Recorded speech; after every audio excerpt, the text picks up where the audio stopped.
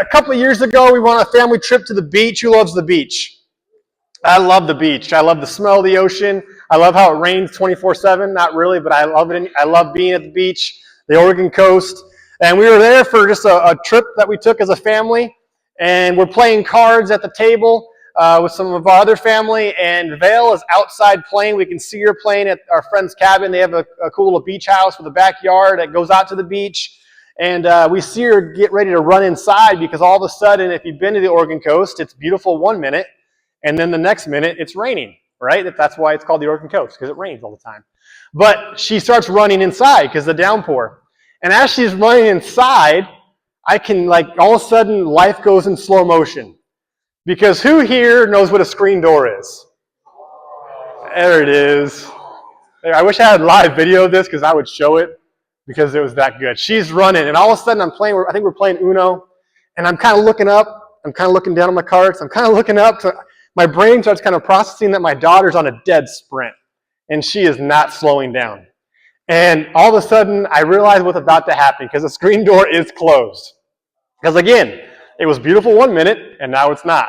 And as she hits that first step, I just realized this is about to get real bad. And I remember start yelling out in slow motion, no, Vale. And she's just head down, looking down at me, and what do you think happens next? Just exactly, right? Concussion, she's out for the whole season, and now I'm mad because I just lost my best forward. Because that's what matters. No concussion, none of that. But she just runs right through that screen door. The screen door busts off the slider, right into the kitchen, and she just freezes. And then the tears come. She wasn't hurt, but she was embarrassed, if you can imagine. So if you ever see my daughter, be like, hey, I heard about you run through a screen door. Don't make her feel good, okay? But different talk, different day. So the reason why she did that, though, was she was so focused on looking down to get inside from the storm that was going on around her that she failed to look up. And because of that, she ran into a door. Lesson learned, look up, okay? And then it got me thinking also, too, about other stories in life. Who here has ever been lost? Whether they're driving with their parents or your phone's dead and no one knows streets anymore because we all rely upon Apple Maps or Google Maps, whatever phone you have, and we're just not used to knowing where we're going. And none of you guys know what MapQuest is because you're too young, okay? And so getting lost is a horrible feeling. It just is. Now, there are people who've actually been lost, separated from their families. Luckily, none of my kids have never been lost. I can't imagine what that feels like. But I want to talk today about those feelings that come across us when we're feeling lost. And most of the time, it's because we're spending so much of our energy and our focus looking down. And if I'm being transparent with you guys today, the talk that I had planned has changed dramatically because I just left Chihuahua High School. I was there yesterday and today for about 4 hours because earlier in the week they had someone commit suicide. And they brought me in, and I had a chance to speak to some classes and speak to some kids and just try to share hope in a very hopeless moment. And so right now, selfishly, my heart is super heavy. I just came from there. But I share that with you, not to make you feel bad or make you feel sad, but to talk about the reality of life. And for someone to get to that point and to make that choice, there had to be a lot going on internally to where they began to just shell up. And I don't know what the resources they lacked. I don't know any of that. But I know for a fact, because of the choice that was made, that they weren't looking up. Because I truly believe when we look up, no matter how hard our lives get, we have hope. That's what Jesus gives us, hope. And I don't want to get ahead of myself, but that's what all the Gospels are about, hope. Jesus bringing hope to a demographic of people or an individual person who had lost hope, didn't know about hope, and he gave them hope. And the hope came from Jesus teaching them to look up. I want to share a quote with you today That kind of summarizes the whole entire talk. And it says this, and to anyone out there who feels like they've tried everything already, please don't give up. If you're willing to try one more thing, hope is on the menu. I don't know each and every one of your guys' stories. I know some of you just from life. But my hope for you today and the rest of your days is that you will always realize, no matter how hard your life gets because of a poor choice that you make individually, or life just smacks you in the face, or it affects your family. I don't know what's going on in your guys' homes. I don't know any of that. But my goal for you today is simply to remember this, that hope will always be on the menu for your life. And to never lose that hope. And I believe we lose that hope when we begin to take our eyes off of Jesus. Because the world and our minds begin to fill us with a ton of lies, distractions, and fill in the blank for much more.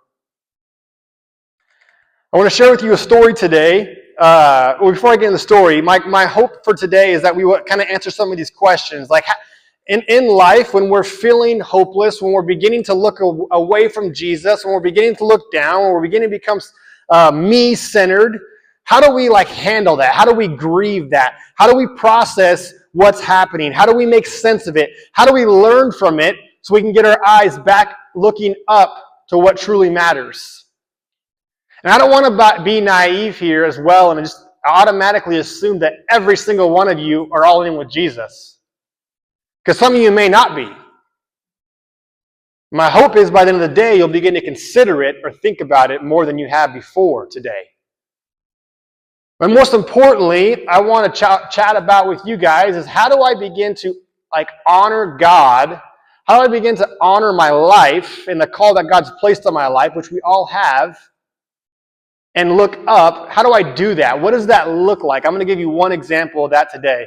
And it's going to come out of the story out of Luke chapter 15, a very famous story that Jesus told to get the people of his day, to get their attention. He tells this story in chapter 15, verse 4. I'll get to here in a second, but to kind of just summarize the story, Jesus is talking to his friends as usual, and he shares a parable for them to understand what is happening in this moment so that they can apply it to their lives of their day. And so he shares a story of a shepherd who's in charge of 100 sheep. Now, a shepherd of that day was a very common job, so that's why he's telling this story. But the story is so powerful, and it's so it has to do with us just as much as it has to do with the group he was talking to then. And that's why I want to share that with you and what it means to look up. So in this story, chapter 15, verse 4, that's where I want you to focus on today. So if you're taking notes or if you have a Bible in front of you, I'm going to read it and you can reflect upon it, or you can take it down on your notes, or you can memorize it if you can. So here's what Luke chapter 15, verse 4 says. Suppose one of you has 100 sheep and loses one of them. Doesn't he leave the 99 in the open country and go after the lost sheep until he finds it? I want to talk a little bit about what all that means, even though it's pretty self-explanatory. First and foremost, if I ever have 100 of something and I lose one of them, that's still pretty good odds. I still have 99 of that something. If I have $100 and I lose $1 bill, I'm not going to freak out over it. And now if I lose $99, now I only have $1 in my pocket after I had $100 in my pocket, I may be a little frantic and begin to look around more so if I just lose $1. And what Jesus is trying to get across here in this story is the importance of even just the one. But what's cool about this story is in order for this shepherd in this story to understand that he's lost one, what does he have to do? To know he lost something, what does he have to do? Look for it, aka look up. Now, they didn't have smartphones back then, So he didn't get caught on his cell phone. All of a sudden, he's like, oh no, my boss is going to kill me. I just lost another sheep. But there were still distractions around. Long days, hard weather, not the best job, not the easiest job, and he loses one. But in order for him to know he lost one, he has to look up. And my favorite part of this verses are the last three words, or four words, until he finds it. Until he finds it. Breath in my lungs, don't quit. Not dead, don't quit. This shepherd in this story is going to do whatever it takes to find it. Until he finds it. That's commitment. That's knowing your purpose. That's knowing to look up. Because you know where your eyes are. You know what's before you.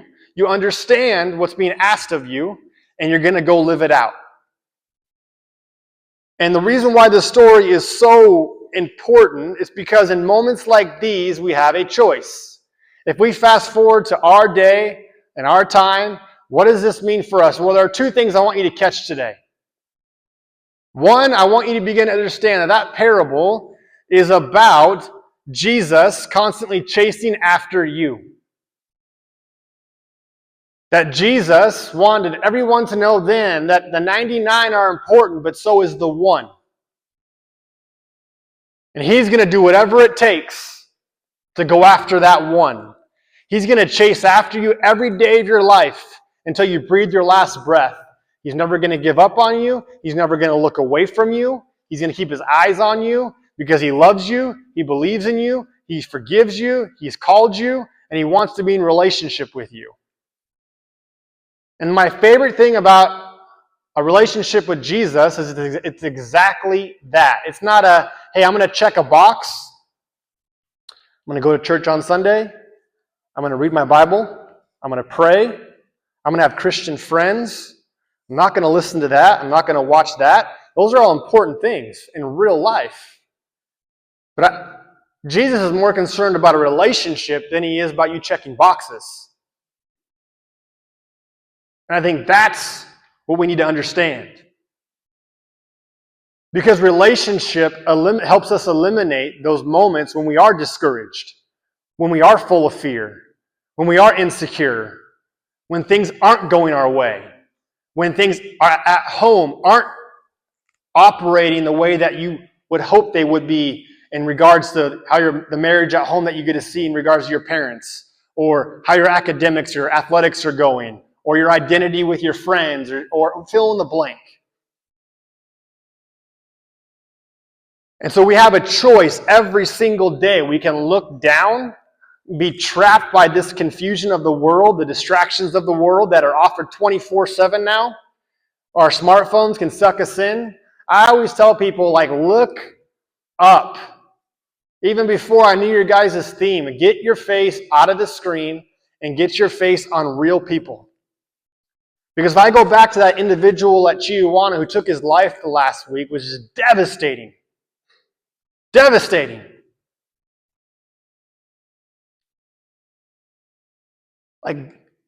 There are so many people right now who are hurting in this world, who are lost in this world, who need somebody to go after them until they're found.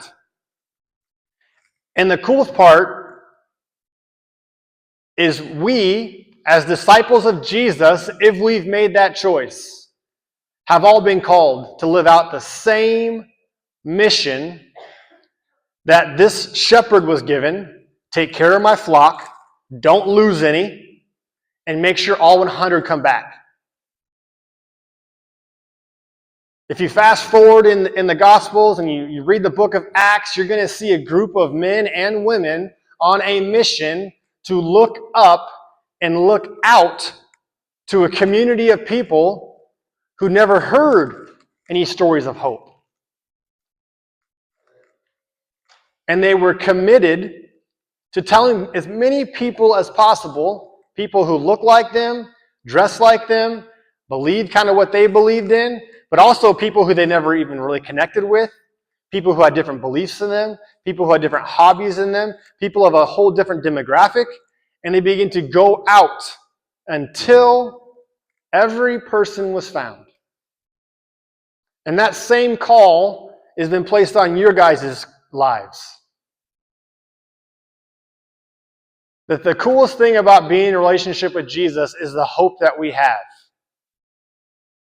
But see, now it's our job now to then go and unleash that hope amongst our peers, our families, wherever we find ourselves socially. I think we're really good about taking steps individually and growing in our relationship with Jesus individually. But how are we about sharing the gospel? How are we about that one lost sheep who maybe doesn't believe what you believe, think the way you think, dress the way you dress, hang out with where you hang out? The world needs people like you more than ever. And I truly believe just because you guys are teenagers does not matter. You can have just as much influence as I have amongst peers and people and classmates and staff here and teammates and whatever else. But see, sometimes when things aren't going our way, we find ourselves grieving. We find ourselves feeling bad, discouraged, all those things. And those are the same kind of emotions that Jesus felt, right? You can look at different stories throughout the New Testament when Jesus grieved his best friend before he rose him from the dead. The story of Lazarus, right? Jesus grieved. There were many moments when Jesus grieved, but when Jesus grieved, he kept his eyes up. That's the difference. And that's what we have to understand, because the reality is this. There are going to be moments when life gets really hard. It is super easy for me personally to be all about Jesus and have this optimism and this hope and this joy. But what about when things really don't go my way? How am I responding in those moments? With the middle school group about a month ago, when I was sharing this kind of same talk, same theme, I shared the story of Peter walking on the water, the famous story of how Peter got out of the boat, stepped on that water, got to walk on water, which is incredible, right? And some would say impossible, but not with Jesus in front of you. And all was well until what? He took his eyes off of Jesus.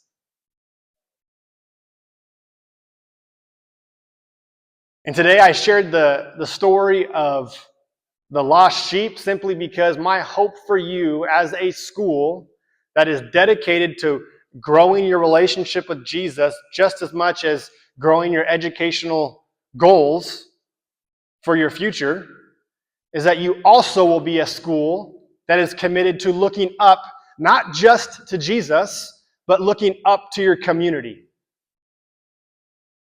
And how can I take this incredible tools that Liberty Christian is giving you guys every single day that a lot of kids in schools aren't getting?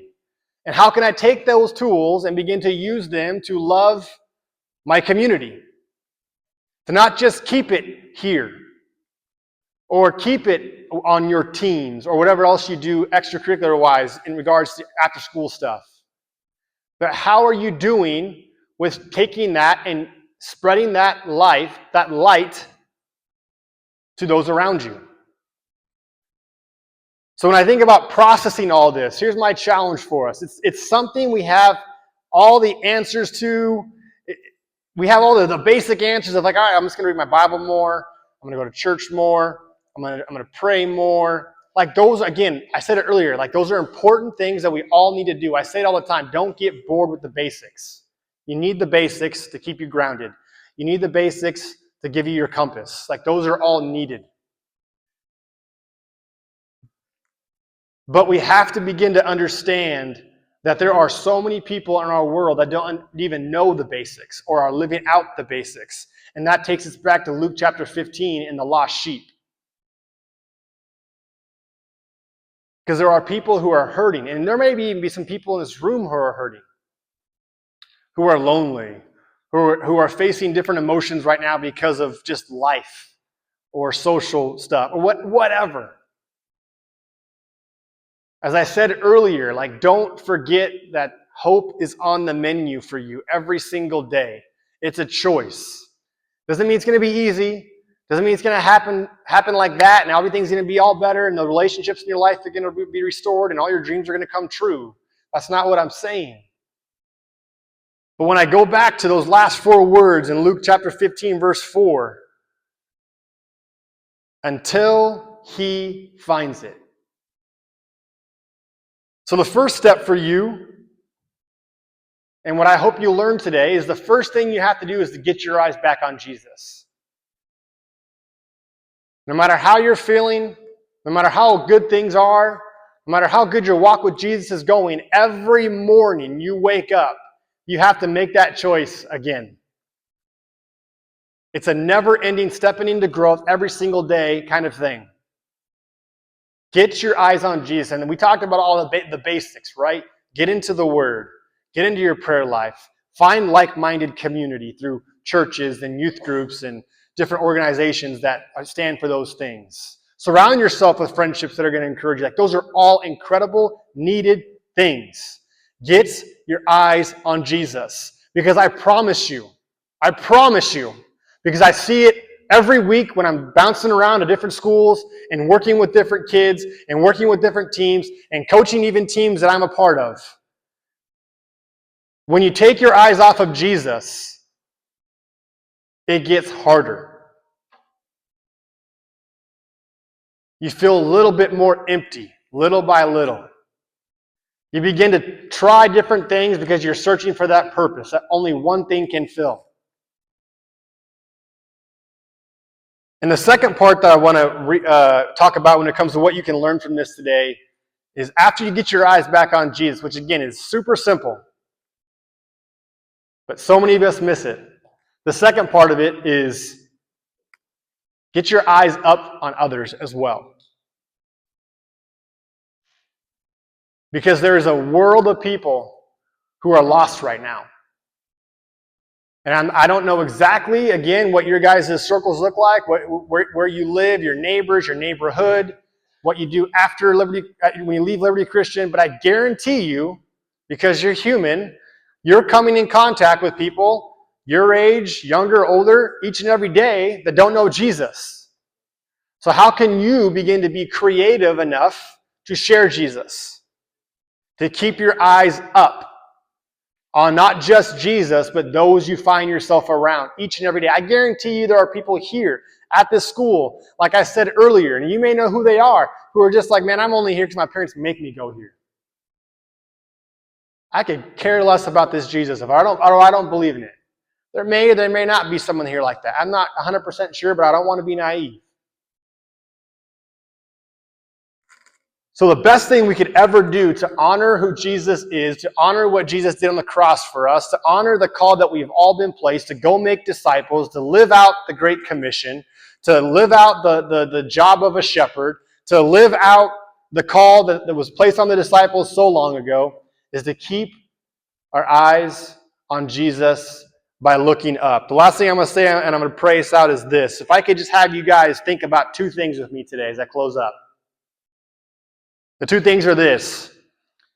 What does the story of the lost sheep teach me about God's love for us as a culture? So what did you learn from today's story? Are you one of the lost sheep? Are you the shepherd? Are you one of the sheep that are just hanging out right now? Like, where do you fit in the story? The second question is this. How can we be like the shepherd and go after those who are struggling or feel lost? How can I go and care for somebody right now who's hurting? How can I go and care for that kid who doesn't have that many friends? I know it because I see it, because the school's small enough to where we kind of know who's who, right? How can I be more intentional about loving my community? How can I be more intentional about being a better student? How can I be more intentional about being a better classmate? How can I be more intentional about being a better neighbor? By looking up and sharing who Jesus is. That's the goal. I'm going to pray and then I'm going to hand it off. All right, so Jesus, we just thank you for this morning, God. I pray that these kids understand that hope is waiting for them every single morning. And that hope comes from them putting their eyes on you. And I also pray, Father, that part of putting their eyes on you is looking up at others as well. And they'll not just learn to love you, but they'll learn to live out the greatest commandment, which is also to learn to love you and love others. And they'll do it in the creative ways that you've gifted them to do. And I pray, Jesus, out of this room, that this school will be a school that is all about loving their community. Loving beyond the four walls that make up their building, that they will leave Liberty Christian each and every day fueled up because of these incredible resources that they've been given here to go and share it with others who need it. In Jesus' name we pray.